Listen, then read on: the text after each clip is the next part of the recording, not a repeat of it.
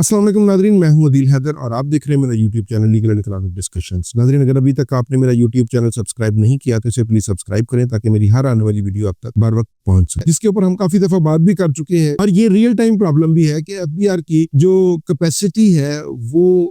इतनी नहीं है कि पोस्ट ऑडिट किसी भी चीज का कर सके कि ये ट्रांजेक्शन कंप्लीट हो गई हुई है, और खा वो ज़ाहिर शुदा फंड्स में से ही है या ज़ाहिर शुदा फंड्स बढ़कर है, तो उसके ऊपर जो पोस्ट ऑडिट का जो एक प्रॉब्लम है वो एफबीआर की कैपेसिटी के साथ लिंक करता है। और इसके ऊपर एफबीआर को कोई इसके अगर ये रिपोर्टिंग हो रही है, ये बहुत अच्छी बात है, क्योंकि ऑलरेडी 1.5 करोड़ से जायद लोगों का डाटा एफबीआर के पास मौजूद है, जो कि नॉन फाइलर्स भी हैं और उन्होंने प्रॉपर्टीज भी परचेज की हैं। जैसे अभी एक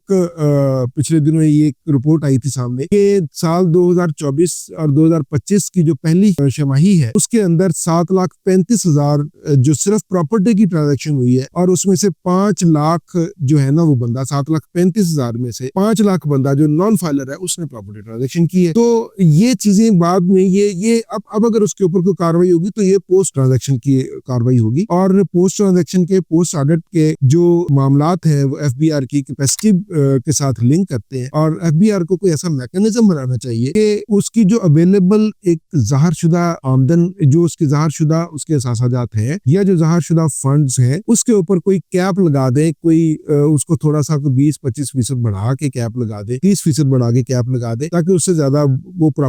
प्रॉपर्टी या कोई ट्रांजैक्शन को मुकम्मल कर ही ना सके। बहरहाल एफबीआर को अपनी जो है ना वो